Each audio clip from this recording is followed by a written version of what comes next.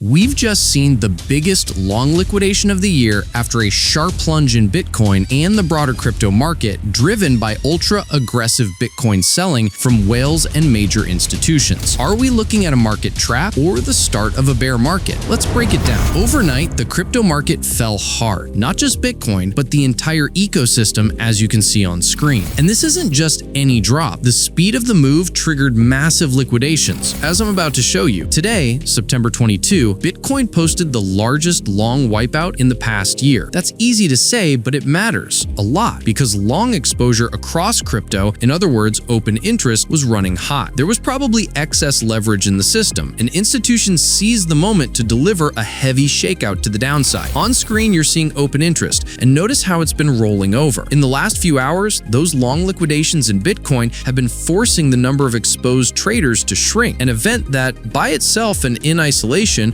within a long-term bullish mindset, something we'll assess in a moment to see if that view still predominates, can actually be constructive. In that scenario, having longs flushed out and open interest trending lower is, of course, quite attractive for big institutions that may eventually bet on bullish continuations. It's a setup we'll consider in this video as a real option. Notice how the classic buy the rumor, sell the news around the US interest rate cut ended up producing a drop. Large institutions had presumably been buying the rumor ahead of time, and the moment the cut materialized and we expected a surge of new buyers, that's when institutions slammed the price. That said, the market timing surprised me. I would have expected the slump to start earlier. In fact, we might even have thought the sell-off had already happened as a small correction and that everything could keep moving higher. It looks like they delayed the move to catch everyone off guard in the early hours of Monday. Look at how entities holding between 1,000 and 10,000 BTC unloaded more than 118,000 Bitcoin, about $13.5 billion.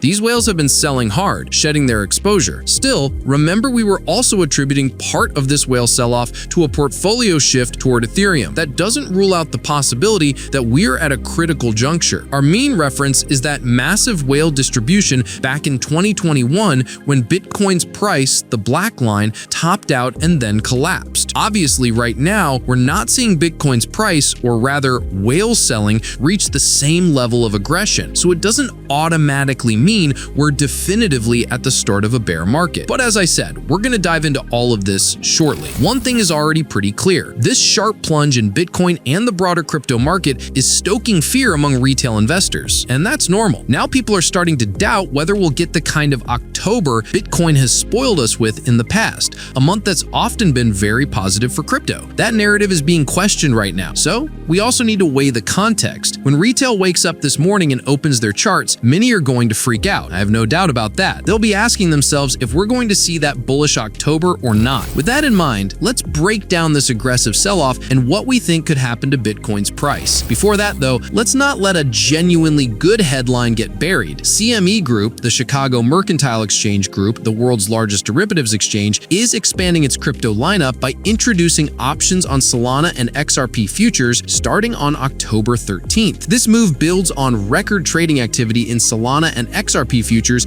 since their launch earlier this year. The options will cover both standard and micro-sized Solana and XRP futures with daily, monthly, and quarterly expirations. The new derivatives products are subject to regulatory approval. Giovanni Viciso, CME's global head of cryptocurrency products, said the expansion reflects significant growth and deeper liquidity in the crypto futures market. He expects the products to serve everything from institutions to certified active retail traders. According to Wednesday's announcement, more than 540,000 Solana futures contracts have traded since their March debut, with August setting a record at about 9,000 contracts per day. XRP futures have also gained traction since their May launch, with more than 370,000 contracts traded and a record open interest of $942 million in August. As we can see, the traditional market around cryptocurrencies keeps expanding. Altcoins are now making their way into the options on future space. It's no longer about just Bitcoin and Ethereum. Long-term bridges are being built that can increase liquidity and demand in these assets we love. So let's applaud and celebrate CME Group for taking this initiative. Now let me explain how I think Bitcoin and the broader crypto market could react to this massive sell-off that came with record long liquidations over the last year. And what can we do next? I'll walk you through it. But first, welcome to Crypto Insight, your ethical and moral channel for cryptocurrency technical analysis. Here, we really know what we're talking about. We conduct advanced technical analysis that has been developed for over 12 years. We upload videos several times a week. If you're enjoying what you're seeing, let me know and leave a comment with your opinion. Like the video, subscribe to the channel, and click on the bell so you don't miss the next opportunity.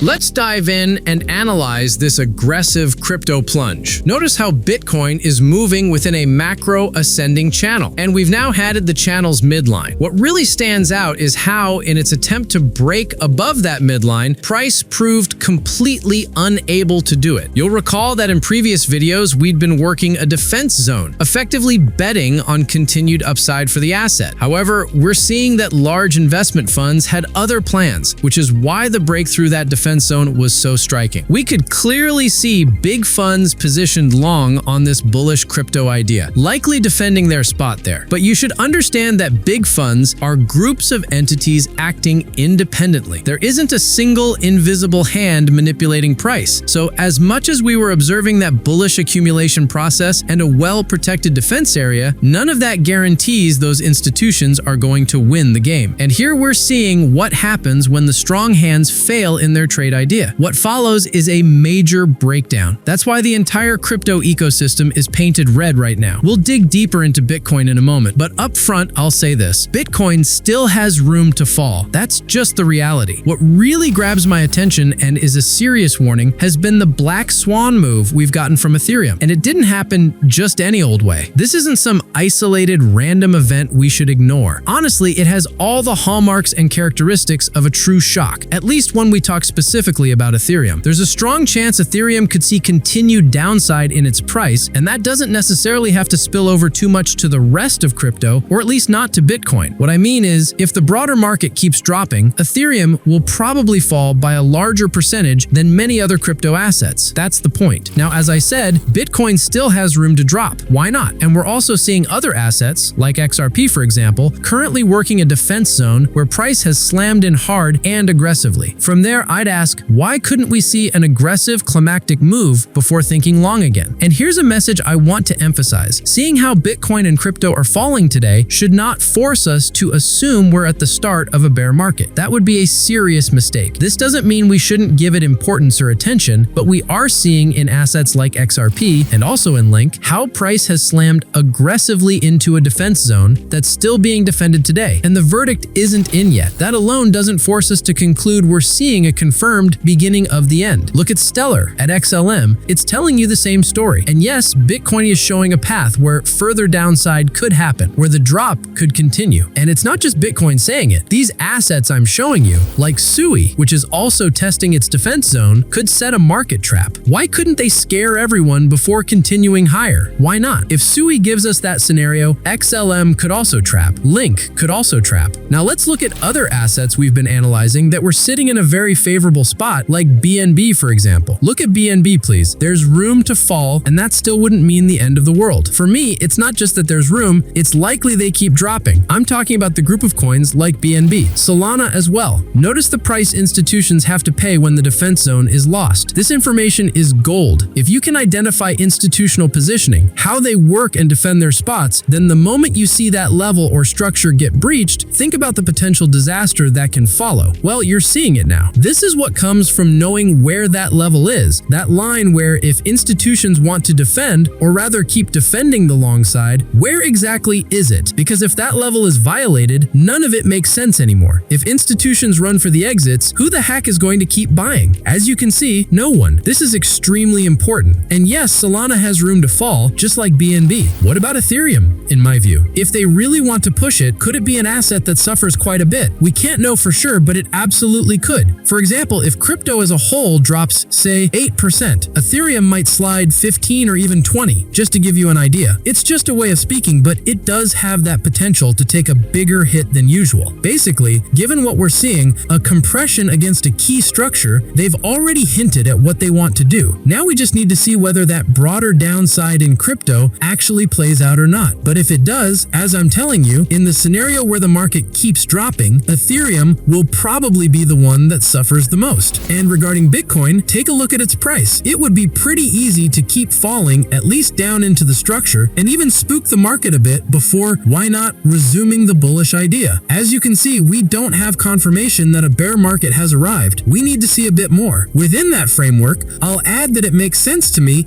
that in the short term, we could keep drifting lower. I want to introduce you to our private Telegram channel, which is completely free. In fact, at the time of recording this video, we're also live streaming for the community. During these live sessions, we look for trading opportunities in the futures market. We focus on intraday trades, and within this community, members also share their operational ideas, what they're working on, and what they're looking for in the markets at any given moment. It's honestly very interesting. This community is constantly learning and improving. So if you're an active trader and tired of trading alone, you can join our community. It's very simple. The requirements are as follows. You need to be a user of BitUnix or BuyDFI, have deposited cryptocurrencies into your BitUnix or BuyDFI accounts with a minimum value of $100.00, and use this account as your primary futures trading account. In other words, you need to be actively trading. Once you've met these requirements, simply fill out the form displayed on the screen. It consists of just 5 simple questions, and we'll get back to you as soon as possible. I'm leaving you the BitUnix promo details and the Crypto Insight Premium Access form in the description and pinned comment of this video. Now tell me what you think about the market. Drop your take in the comments. And if you like this advanced technical analysis, hit the like button, subscribe to the channel, and click the bell so YouTube notifies you of future posts. Good luck with your trading, and see you next time.